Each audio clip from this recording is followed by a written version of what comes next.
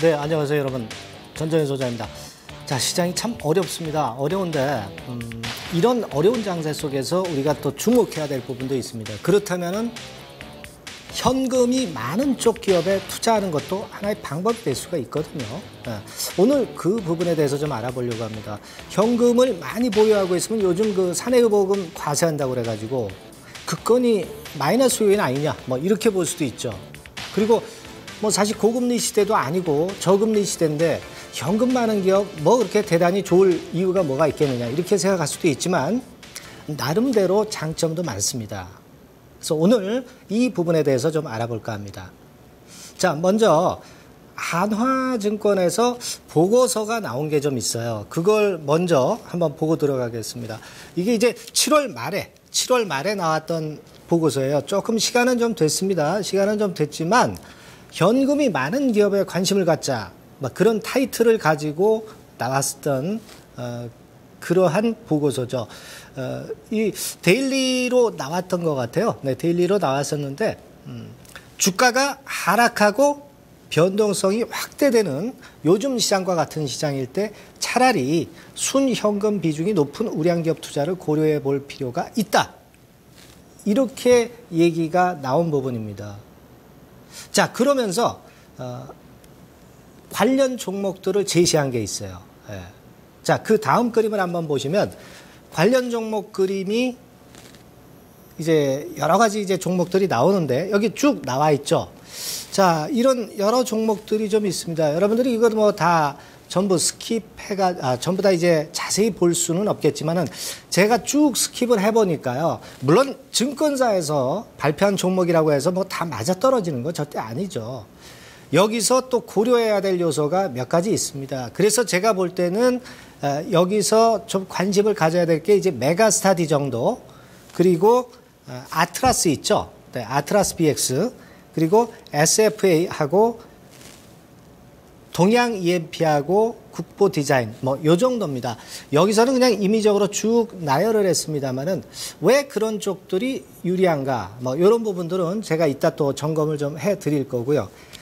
자, 이런 정도 모습입니다. 그래서 우리가 먼저 제가 말씀드린 현금이 많은 기업에 주목하는데, 그렇다면은 우리가 유보율에 대해서 좀 어느 정도 알고 가야 됩니다. 그 개념을 좀 보고 제가 설명을 드릴게요. 자, 먼저 유보율을 체크해 볼 필요가 있습니다. 현금이 많은 기업이다 하면은 기업에 쌓아놓고 있는 유보율이 높은 종목이 낫지 않겠느냐 이렇게 보실 수도 있는데요. 이 유보율의 개념은 납입자본금이 분모죠. 그리고 분자가 이제 자본잉여금하고 이익잉여금을 합친 겁니다.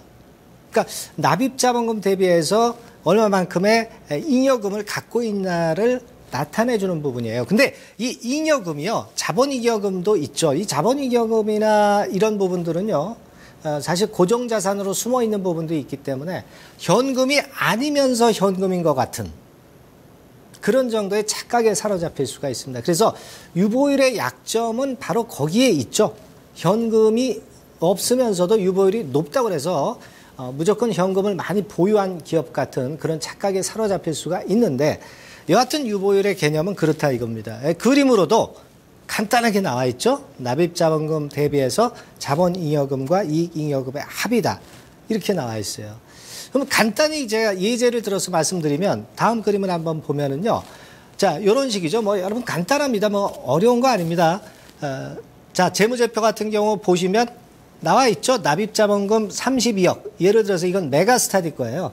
32억인데 자본 총계가 4,228억이다. 그러면 32분의 4,228억 해가지고 13,220% 정도의 유보율이 나오는 거예요. 근데 아까 말씀드렸다시피 이 유보율은 함정은 있지만 여하튼 유보율이 높았던 기업들이 지수 대비해서 수익률이 굉장히 높았어요. 자, 다음 그림을 좀 보시면은요. 자, 그렇죠. 이렇게 과거에 2000년도부터 2010년도까지 쭉 보니까 지수 대비해서 초과 수익률을 기록한 전년말 기준 유보율 상위 10% 종목의 초과 수익률이 이렇게 높았다는 겁니다. 그러니까 결국 유보율이 높다는 얘기는 장사 잘했다는 얘기죠. 장사 잘하는 기업이 유보율도 높아지게 마련이에요.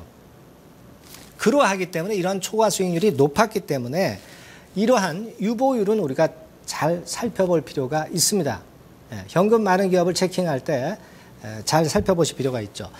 근데 이제 중요한 거는 사내 유보금에 대해서 과세를 한다고 그랬잖아요. 예전에도 제가 이 시간을 통해서 말씀드렸지만은 그렇다면 그게 마이너스 요인 아니냐 이렇게 볼 수 있는데 자, 여기 보시는 바와 같이 사내 유보금은 쭉 나와 있습니다.